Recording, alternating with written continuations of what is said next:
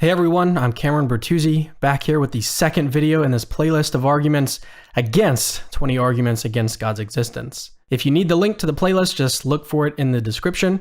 All right, here is the second video in this playlist. God doesn't stop the evil in the world. In fact, if you read the Bible, God committed plenty of it. All right, so this argument is actually two arguments. The first one is that God doesn't stop the evil in the world, and the second one is that God has committed evil in the Bible. In this video, I will explain why neither of these arguments actually work. The first argument, again, is that God doesn't stop the evil in the world. How is this supposed to be an argument against God's existence? I mean, let's look at the logic here. So step one, God allows evil. Step two, therefore, God doesn't exist. I mean, anybody can see that step two kind of comes out of nowhere. So as presented, the argument doesn't even get off the ground. But we can take it a step further. I mean, how do we know that God doesn't have a reason for allowing evil?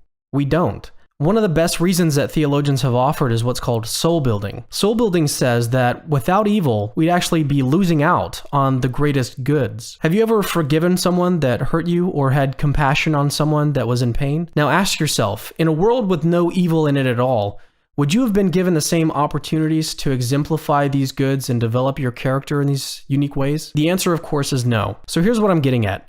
Taking away evil in the world actually means taking away the greatest goods. Now, you might be thinking that these goods pale in comparison to some of the bads in the world. You might be wondering, well, how does forgiveness outweigh child cancer? Now, I happen to think that humans in general are just really bad about weighing goods and bads with all the emotions involved and everything, but let's put that worry aside. Let's just assume that we can't think of a good answer to this question. Does it follow now that God doesn't exist? Still no. All that means is that we have a gap in our knowledge. That's it.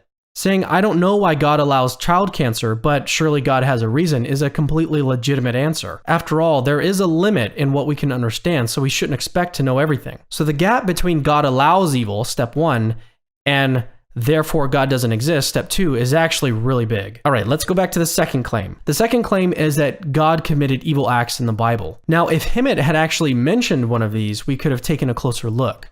But since he hasn't, I've got to give more of like a general response. So let's list out the steps again, just like we did for the first claim.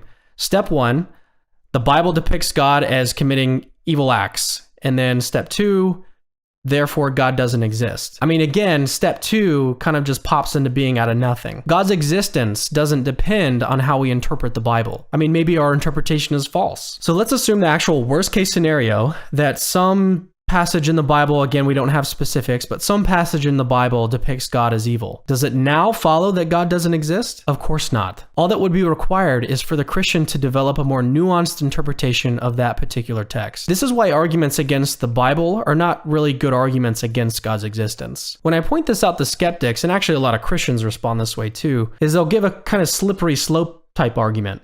Like, if we can't take this verse literally, then why should we take any of the Bible literally? First, there's no reason to think that a more nuanced interpretation of the Bible is actually going to be less literal. There isn't one single literal interpretation of the Bible. There's actually many literal interpretations. And so for all we know, maybe the more nuanced version is actually the more correct literal version. Second, it's important to remember that the Bible is not one book. It's actually a collection of books. And as such, it features a bunch of different types of genres of literature. There's historical narrative, wisdom, poetry, ancient biography. So a historical error in Deuteronomy, for example, doesn't mean that we should start to question the historical reliability of Mark, or that we have no idea what's meant in the Psalms. Keep in mind, I haven't actually agreed that the Bible depicts God as evil. I took the worst case scenario and showed how even then, it doesn't show that God doesn't exist. To sum up, neither of these two arguments are actually arguments against God's existence. God allowing evil doesn't mean that He has no reason to allow evil. And even if some interpretations of the Bible depict God as evil,